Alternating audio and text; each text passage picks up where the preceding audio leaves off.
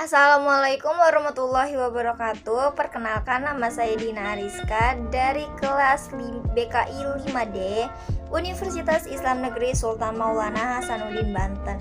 Nah, di sini saya akan menjelaskan sedikit tentang konseling kelompok. Yang akan saya jelaskan yaitu yang pertama pengertian, yang kedua tujuan, yang ketiga tahap-tahap, yang keempat teknik, yang kelima komponen, yang keenam pendekatan apa saja yang dapat digunakan dalam konseling kelompok. Baik, yang pertama pengertian. Menurut Prayitno dalam bukunya tahun 2013 halaman 307 menjelaskan bahwa konseling kelompok adalah usaha pemberian bantuan yang diberikan oleh seorang konselor kepada orang-orang yang membutuhkan untuk mengentaskan masalah yang sedang dihadapinya dalam suasana kelompok. Yang kedua, tujuan. Setiap kegiatan yang dilakukan dalam layanan bimbingan dan konseling selalu berpijak pada tujuan yang jelas. Melalui adanya tujuan, tergambar jelas kemana arah kegiatan akan diarahkan. Kegiatan berlangsung secara sistematis sehingga hasil yang diperoleh lebih efektif dan efisien bagi peserta kegiatan. Menurut Prayitno dalam buku Thohirin tahun 2007 halaman 181 menjelaskan secara umum tujuan konseling kelompok adalah berkembangnya kemampuan sosialisasi seseorang, khususnya kemampuan berkomunikasinya. Melalui konseling kelompok, hal-hal yang dapat menghambat atau mengganggu sosialisasi dan komunikasi diungkap dan didinamikakan melalui berbagai teknik, sehingga kemampuan sosialisasi dan komunikasi seseorang berkembang secara optimal. Yang ketiga, menurut Prayitno dalam bukunya tahun 2017 halaman 54 menyatakan bahwa konseling kelompok memiliki beberapa tahap-tahap. Yang pertama, yaitu tahap kegiatan awal. Dalam tahap awal ini dilakukannya upaya untuk menumbuhkan minat bagi terbentuknya kelompok yang meliputi pemberian penjelasan tentang kelompok yang dimaksud, tujuan dan manfaat adanya kelompok, ajakan untuk memasuki dan mengikuti kegiatan kelompok, dan memungkinkan adanya kesempatan dan kemudahan bagi penyelenggara kelompok yang dimaksud. Yang kedua, kegiatan peralihan. Nah, setelah suasana kelompok terbentuk dan dinamika kelompok sudah mulai tumbuh, kegiatan kelompok sebaiknya dilanjutkan ke arah lebih jauh oleh pemimpin kelompok menuju kegiatan yang sebenarnya. Nah, di tahap ini maka terjadilah tahap peralihan. Yang ketiga, kegiatan pokok. Tahap ketiga ini merupakan inti kegiatan kelompok, maka aspek-aspek yang menjadi isi dan pengiringnya cukup banyak, serta masing-masing aspek tersebut perlu mendapatkan perhatian yang sesama dari pemimpin kelompok, sehingga dalam tahap ini biasanya memerlukan waktu yang lebih lama daripada tahap-tahap yang lainnya. Tahap yang terakhir yaitu kegiatan pengakhiran. Setelah kegiatan kelompok memuncak pada tahap ketiga, maka dalam tahap pengakhiran ini kegiatan kelompok lebih menurun dan selanjutnya pemimpin kelompok akan mengakhiri kegiatan pada saat yang dianggap tepat. Yang keempat, teknik. Menurut Salahuddin dalam bukunya tahun 2010 halaman 96 menyatakan bahwa teknik konseling kelompok digunakan untuk membantu individu dalam memecahkan masalah-masalah melalui kegiatan kelompok. Nah, menurut Salahuddin ini ada 5 teknik yang dapat digunakan.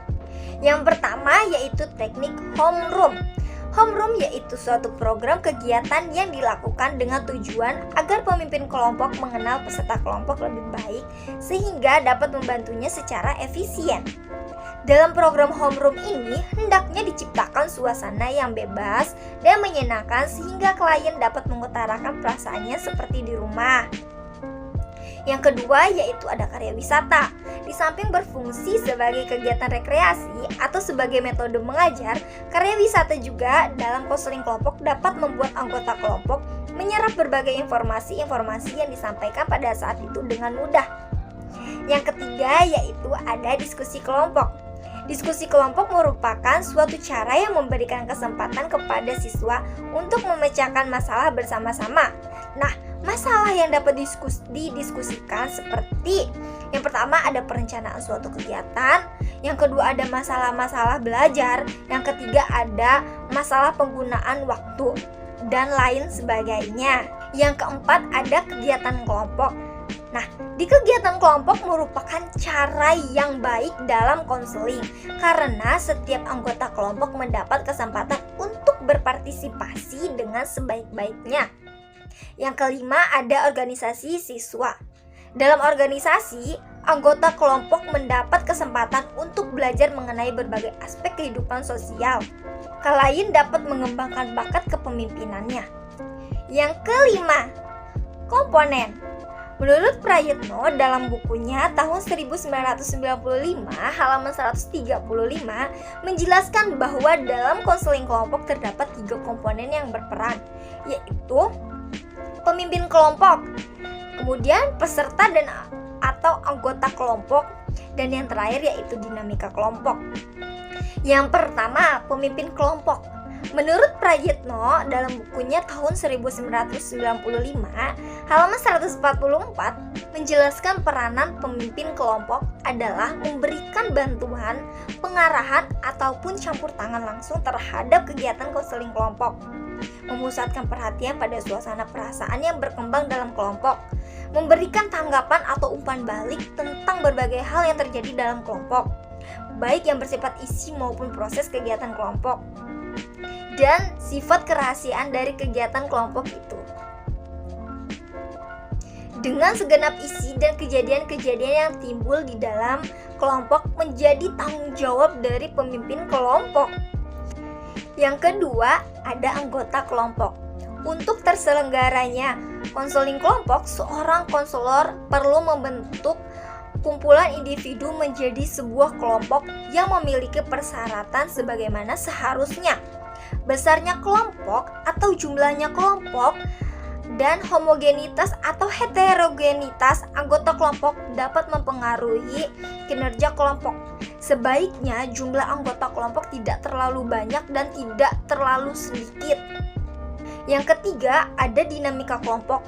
Dalam kegiatan konseling kelompok, dinamika konseling kelompok sengaja ditumbuh kembangkan karena dinamika kelompok adalah interaksi interpersonal yang ditandai dengan semangat, kerja sama antar anggota kelompok, saling berbagi pengetahuan dan pengalaman sehingga mencapai tujuan kelompok.